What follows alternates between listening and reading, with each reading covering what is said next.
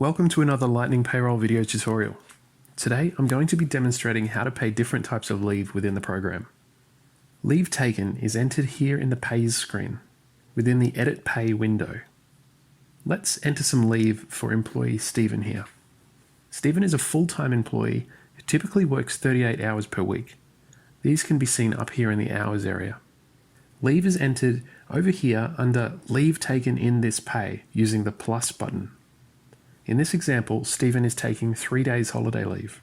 You can enter leave days individually or as a single amount.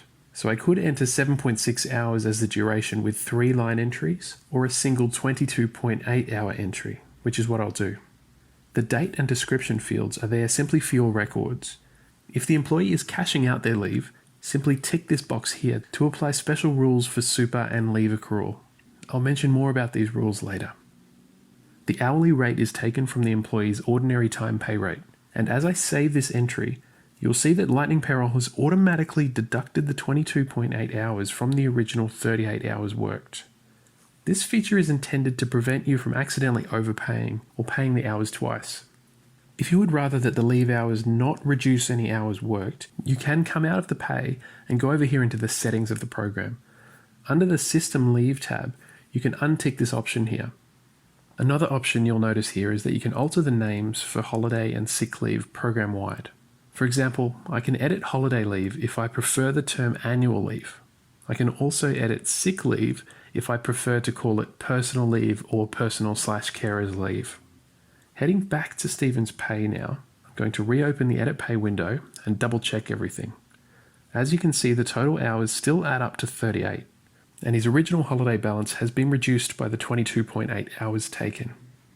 If Stephen was taking multiple weeks of leave and being paid in advance, I would increase this value down here to ensure that he would not be overtaxed.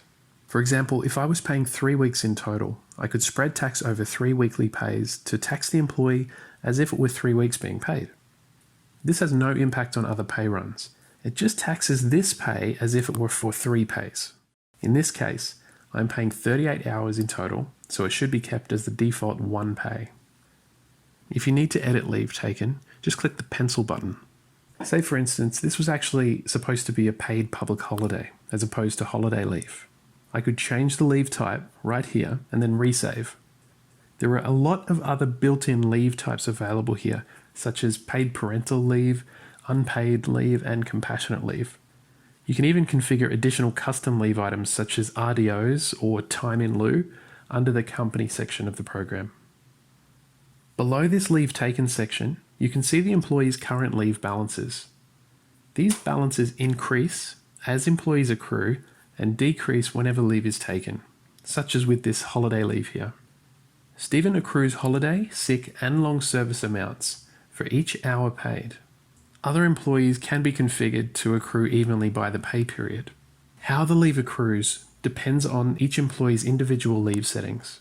If you would like to view or modify the way your employees accumulate their leave, you can do so here under Employees, Leave, Leave Settings. Accruing leave by the hour paid is achieved by ticking the second box here to accrue pro rata. You can even specify if overtime hours worked should generate leave accruals using this option here. The amount of the accrual is calculated using these decimal values here. This means that whenever a single hour of work or leave is paid out, each leave balance increases by this portion of an hour. Leaving the pro rata option unticked means that the employee will accrue a steady amount of leave with each completed pay.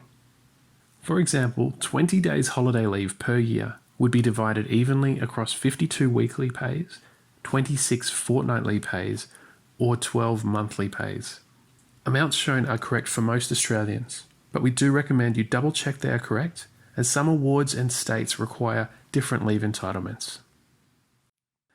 You will also see that there are a few other sections I'll go over briefly. This second tab is for leave entitlement adjustments. It allows you to view an employee's existing leave balances and even adjust leave totals manually if you need to. These tools on the right here allow you to check or recalculate an employee's balances and view historical records of leave taken and leave accrued. The next tab is where we can connect an employee to any of this company's custom leave options, such as RDO or time in lieu, or anything else you might have set up. Most users, however, will have all of their leave needs covered with the built-in leave types. The final tab is for controlling advanced pro rata leave settings. At the top is where you can set an hourly amount for paid parental leave or workers' compensation if required, as these leave types are not always paid out at an employee's normal base rate. This table allows you to fine-tune how these additional leave types, such as paid parental leave and compassionate leave, will impact other types of leave and whether super is to be calculated or not. For example, I only want holiday, sick, and long service leave to accrue when this employee takes paid public holiday leave or compassionate leave. You can also see that super is set to be paid when cashing out leave, but other leave types do not accrue. These settings do not affect users who accrue leave by the pay period, however. They only affect employees who accrue leave based on actual hours paid. This has been a Lightning Payroll video tutorial. To learn more, please visit us at www.lightningpayroll.com.au.